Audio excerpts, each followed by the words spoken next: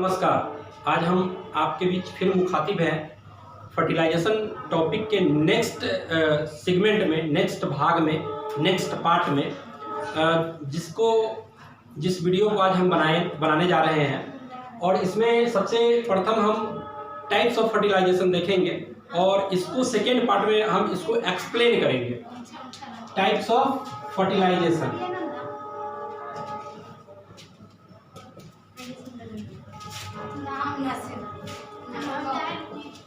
यानी निषेचन के प्रकार। निषेचन के मुख्य रूप से दो प्रकार होते हैं। First, external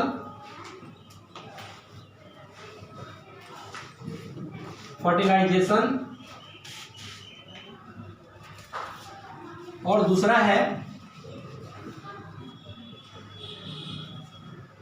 internal fertilisation.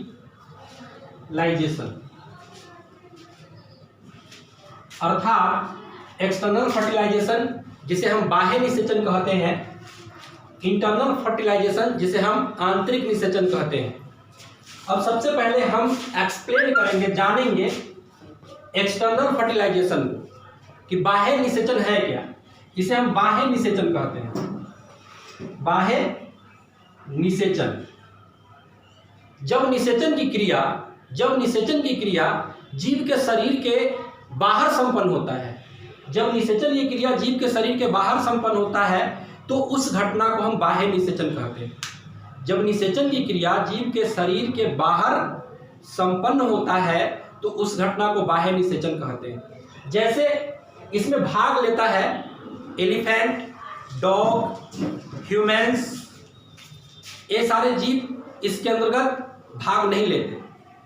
इसके अंतर्गत इसलिए भाग नहीं लेते क्योंकि इन जीवों में इंटरनल फर्टिलाइजेशन होता है। तो आखिर एक्सटर्नल फर्टिलाइजेशन में कौन सा जीव भाग लेता है?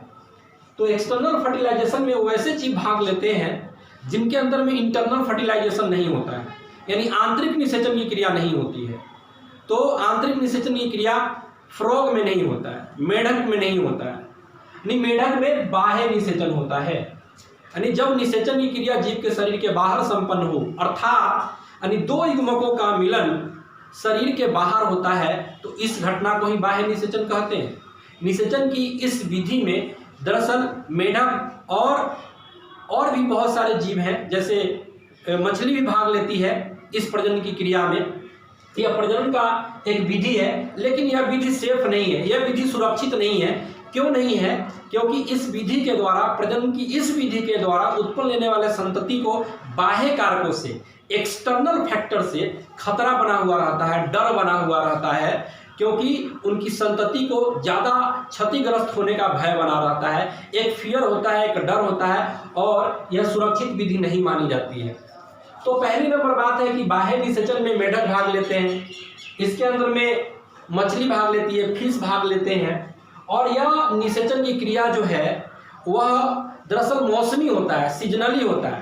यानी मेढक रिप्रोडक्शन की क्रिया में तब भाग लेता है जब बरसात का मौसम आता है, क्योंकि उसको निषेचन करने के लिए माध्यम की आवश्यकता होती है, और वह माध्यम पानी होता है। क्योंकि जब कोई फीमेल मेढक प्रेगनेंसी पीरियड में होती है, गर्भवती अवस्था में होती है, तो मेल मेढक उसके पिछले पोर्शन पर अपने दोनों पैरों से उसके पीछे वाले भाग को पुश करता है, दबाता है, जिसके कारण उसके जो ओवम है वो ओवुलेट होते हैं, उत्सर्जित होते हैं, और निकलने के बाद में पानी से टकरा करके फूट जाते हैं, और मेल मेढक उस पर अपनी स्पर्म को छिड़क देता है, और छिड़कने के उपरांत दोनों युग्मकों का आपस में मिलन हो जाता है, और मिलन होने के उपरांत निषेचन की क्रिया संपन्न होती है, और वह जो है अंत में टैडपोल के रूप में कन्वर्ट हो जाता है। और वह टैडपोल धीरे धीरे वृद्धि एवं विकास करने के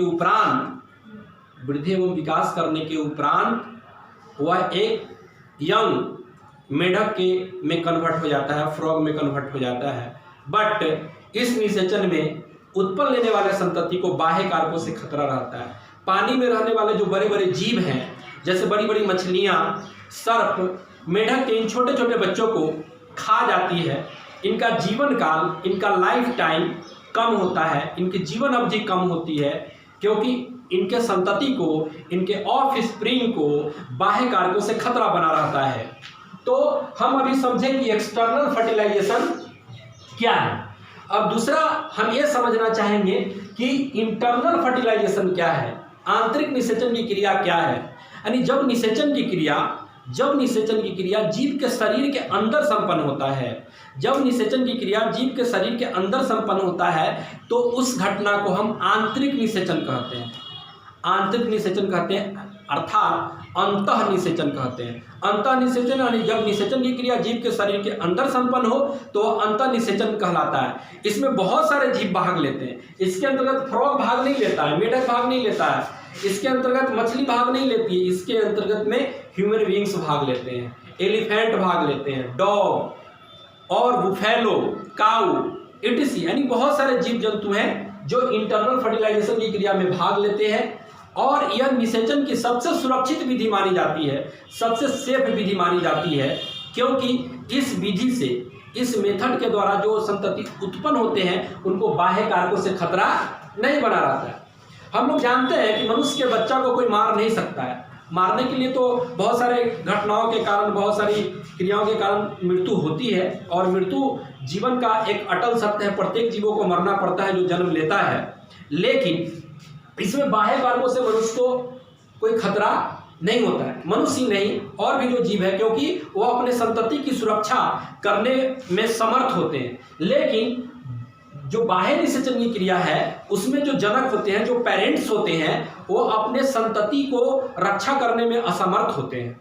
यहाँ पर समर्थता होती है, यहाँ पर असमर्थता होती है, बात यही है। लेकिन यह निषेचन की विधि में, इस विधि में जो जीव उत्पन्न लेते हैं उनको बाह्य कारकों से खतरा नहीं होता है।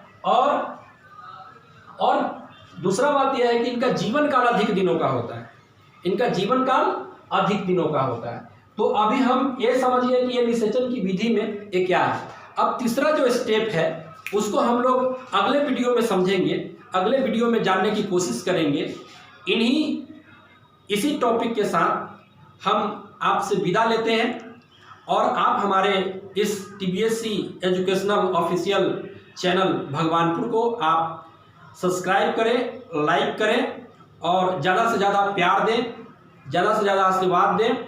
और इन्हीं शुभकामनाओं के साथ हम विदा लेते हुए आपसे कहना चाहते हैं कि रेत पे नाम कभी लिखते नहीं, रेत पे नाम कभी लिखते नहीं, रेत पे लिखे नाम कभी टिकते नहीं। लोग कहते हैं कि हम पत्थर दिल हैं, पर पत्थर पर लिखे नाम कभी मिटते नहीं, पत्थर पर लिखे नाम कभी मिटते नहीं। दोस्तों, अभी जो समय चल रहा है वो कोविड-19 का चल रहा है, कोरोना वायरस का कहर है। पूरे वर्ल्ड के अंदर में, पूरे विश्व के अंदर में पूरा जनमानस इससे त्रस्त है। तो मेरी परमपिता परमेश्वर से यही शुभकामना है कि आप जहाँ भी रहें सेफ रहें, सुरक्षित रहें, अपना ख्याल रखें, और हमें आप अपना आशीर्वाद दें ताकि हम एक से एक नया और बहुत ही बेहतरीन वीडियो आपके बीच में लेके आते रहें। इसी के साथ हम आपसे विदा लेते हैं। जय हिंद, जय भारत।